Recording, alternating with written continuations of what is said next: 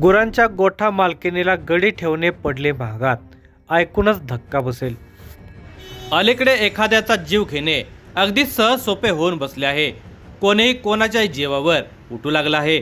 आपण हे काय करतोय, याचा परिणाम काय, याची जाणीवच कोणाला राहिली नसल्याचे चित्र आहे।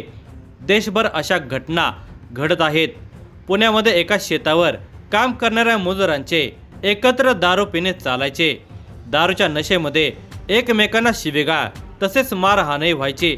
दारू उतरली की भांडण संपायचे, पण नेहमीच असे होईल असे नसते।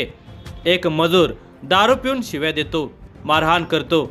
या रागातून दोन मजुरांनी त्याचा खून केला आणि ते पसार झाले। पोलिसांनी त्यांना शोधून काढून बेड्या ठोकल्या। या धक्कादायक घटनेचा सविस्तर वृत्तांत पुढे पाहण्याअगोदर जर तुम्ही या चॅनेलवर जर नवीन असाल तर प्लीज आपल्या ह्या मराठी चॅनेलला नक्की सबस्क्राईब करा।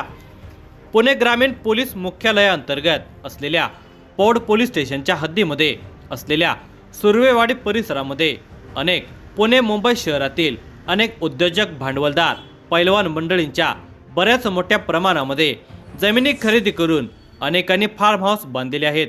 उर्वरित जमिनीमध्ये ती मंडळींनी शेती करतात। आठवड्यातून शनिवार, रविवार अथवा सणावाराला ही पुणे मुंबईवाली मंडळी येतात। 2 दिवस राहून पुन्हा आपल्या उद्योग व्यवसायाच्या ठिकाणी जातात। कारण पौड हे पुण्यापासून अवघ्या 30 किलोमीटर अंतरावर असलेला तालुका। तेथून कोकण मुंबईला जाणे सोयीस्कर आहे। सुर्वेवाडी परिसरात असलेल्या परमार बंगल्यानजीकच्या फाट्यावर रेवती देसाई यांचा गुरांचा गोठा आहे। या गोठ्यावर अनेक कामगार गुरे सांभाळण्यासाठी येत असतात। साधारणपणे गेल्या 2 वर्षापासून सागर भाऊराव मेश्राम, मूळगाव, राहणार वाई, तालुका वाई, जिल्हा सातारा, हा सध्या सुर्वेवाडी येथे राहत होता। येथे राहून तो रेवती देसाई यांच्या मालकीच्या गोठ्यावर गुरे सांभाळण्याचे काम करत होता। त्याच्या जोडीला आतापर्यंत 5-6 कामगार होते। सागरला थोडेफार दारूचे व्यसन होते। तो आपला कामधंदा उरकला की तो संध्याकाळी नियमितपणे दारू पित होता। परंतु त्याच्याबरोबर इतर कामगार दारू पिण्यासाठी एकत्र आले तर मग यांची जबरदस्त मैफल जमायची। कधी शिवीगाळ तर भांडणे, मारामारी होत असायची। या गोष्टी रेवती देसाई या मालकीनबाईला माहिती नव्हत्या। त्या आल्यावर सगळे कामगार आपापल्या परीने काम करत असायचे। असेच दिवसामागून दिवस चाललेले होते।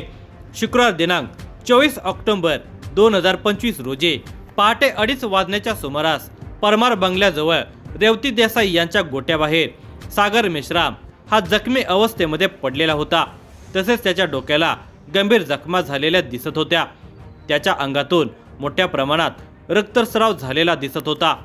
याबाबतची माहिती या गोट्याच्या मालकीनबाई रेवती देसाई यांना सकाळी समजताच त्यांनी तत्काळ पौड पोलीस स्टेशनला फोन करून सदरचा प्रकार कळवला। तसेच त्यांनी तातडीने पौड पोलिसांना घटनास्थळी येण्यासाठी विनंती केली। घटनेचे गांभीर्य लक्षात घेऊन तत्काळ पौड पोलीस स्टेशनचे वरिष्ठ पोलीस निरीक्षक संतोष गिरी गोसावी हे आपल्या सहकाऱ्यांच्या समवेत घटनास्थळी दाखल झाले। त्यावेळी त्या ठिकाणी रेवती योगेश देसाई या गोठा मालकीन तेथे उपस्थित होत्या। त्यांनी पोलिसांना घटनास्थळ दाखवले।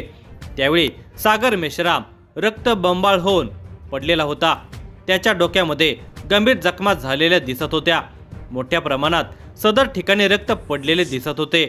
निश्चितच परिस्थिती पाहता हा खुनाचा प्रकार असल्याने पौड पोलिसांनी सर्वप्रथम गोठा मालकीन यांच्याकडे चौकशी करून त्यांची रीतसर फिर्याद नोंदवून घेतली। त्यावेळी फिर्यादी रेवती देसाई यांनी आपल्या फिर्यादीमध्ये सांगितले की कोणीतरी अज्ञात व्यक्तीने अज्ञात कारणावरून सागरचा खून केलेला असावा। पौड पोलिसांनी घटनास्थळाचा पंचनामा करून मृतदेह पौड येथील रुग्णालयामध्ये पाठवण्यात आला। तोपर्यंत ही घटना पुणे ग्रामीण पोलीस मुख्यालयास पौड पोलिसांनी कळवली होती। पुणे ग्रामीणचे पोलीस अधीक्षक संदीप सिंह गिल, अप्पर पोलीस अधीक्षक रमेश चोपडे, हायवेली विभागाचे उपविभागीय अधिकारी सुनील कुमार पुजारी, स्थानिक गुन्हे शाखेचे वरिष्ठ पोलीस निरीक्षक अविनाश शिळीमकर हे सर्व आपल्या सहकार्याने घेऊन घटनास्थळी दाखल झाले। तेथे बारकाईने चौकशी केली असता या गुन्ह्यासाठी पौड पोलीस आणि स्थानिक गुन्हे शाखेची मिळून 4 तपास पथके तयार करण्यात आली। या 4 पथकाने अत्यंत परफेक्ट नियोजन केले व कुठल्याही परिस्थितीमध्ये जेवढ्या लवकरात लवकर आरोपी कसा मिळेल यासाठी प्रयत्न सुरू केला। तसेच या परिसरात असलेल्या CCTVचे फुटेज मिळते का याबाबतही सूचना दिल्या होत्या। तसेच सागर सोबत इतर किती कामगार काम करत होते त्यापैकी सगळे कामगार कामावर गेलेले आहेत का याची माहिती काढण्यात आली। त्यावेळी तेथे कामावर 6 कामगार होते, त्यापैकी 2 कामगार कोणास काही न सांगता कुठेतरी निघून गेलेले असल्याची माहिती स्थानिक गुन्हे शाखेच्या अधिकाऱ्यांना मिळाली। त्या 2 फरार झालेल्या कामगारांची माहिती काढण्यास सुरुवात केली। ज्या 6 लोकांपैकी 2 लोक फरार होते त्या दोघांनीच सागर मेश्रामचा खून केला असावा असा संशय वाढत गेला, म्हणून त्या दोघांबाबतची गोपनीय माहिती काढण्यात आली। त्यांची नावे कुमार लालू राठोड उर्फ कुमार अरुण राठोड, वय वर्ष 21, राहणार सतारखेड, तालुका इंडी, जिल्हा विजापूर, राज्य कर्नाटक, आणि शिवशरण आप्पा उर्फ काली बसवराज शेटकर, राहणार गादगी, बिदर, राज्य कर्नाटक अशी असल्याची माहिती मिळाली। त्या लोकांच्याकडे मोबाईल वापरत आहेत का याचीही माहिती घेण्यात आली। तसेच काही गोपनीय माहिती मिळते का याची चाचपणी करण्यात आली। त्यावेळी स्थानिक गुन्हे शाखेचे सहाय्यक पोलीस निरीक्षक दत्ताजीराव मोहिते यांच्या तपास पथकाला महत्त्वपूर्ण माहिती मिळाली। ते दोघेही डोंबिवली ठाणे या ठिकाणी लपून बसलेले आहेत। एवढी माहिती मिळताच वरिष्ठांच्या मार्गदर्शनाखाली तपास पथक डोंबिवली परिसरामध्ये दाखल झाले। मिळालेल्या माहितीनुसार सदर ठिकाणी सापळा लावण्यात आला। तेथे त्यांना झडप टाकून पकडण्यात आले। त्यांना ताब्यात घेऊन पुन्हा पोर्ट पोलीस स्टेशन येथे आणण्यात आले। त्यांच्याकडे कसून चौकशी करण्यात आली। ते सुरुवातीला काहीच बोलत नव्हते। पोलिसी खाक्यात दाखवल्यानंतर मात्र ते हळूहळू बोलते झाले। त्यांनी खून केल्याची कबुली दिली। खून करण्याचे कारण काय विचारले असता शिवचरण आणि कुमार लालू यांनी सांगितले, सागर मेश्राम हा रोज दारू पिऊन येत असायचा। दारू पिऊन आल्यानंतर तो दारूच्या नशेमध्ये भांडणे करायचा, शिवीगाळ करून व तेवढ्यावर न थांबता तो मारहाण करत असायचा। त्यावेळी आम्ही काम करायचे आहे एकाच ठिकाणी म्हणून भांडणे करायचे टाळत होतो, परंतु सागरला किती समजावून सांगितले तरी तो ऐकत नव्हता। रोज संध्याकाळ झाली, दारू पिऊन आला की कोणत्याही कारणावरून भांडणे काढायची, शिवीगाळ करायची। हा त्याचा नित्याचा नियमच क्रमच झालेला होता। सागर मेश्रामच्या रोजच्या या वागणुकीला आम्ही दोघेही कंटाळलेलो होतो। त्या दिवशी दिनांक 23 ऑक्टोबर 2025 या दिवशी संध्याकाळी नेहमीप्रमाणे रात्री सागर दारू पिऊन आलेला होता। त्याने आम्हा दोघांना शिवीगाळ करून भांडणे उकरू लागलेला होता। आम्ही त्याला आज अद्दल घडवायचीच म्हणून दोघांनी डोक्यामध्ये वीट आणि दगड बाजूला पडलेले उचलले व त्याच्या डोक्यात मारहाण केली।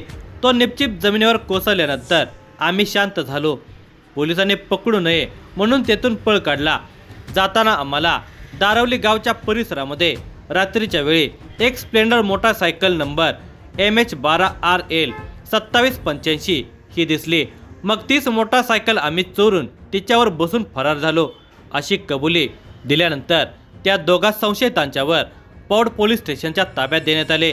मग त्यांनी गुन्ह्यात वापरलेले कपडे तसेच गुन्ह्यात वापरलेली चोरीची मोटारसायकल आणि घटनास्थळी असणारे दगड विटा हे जप्त करण्यात आले।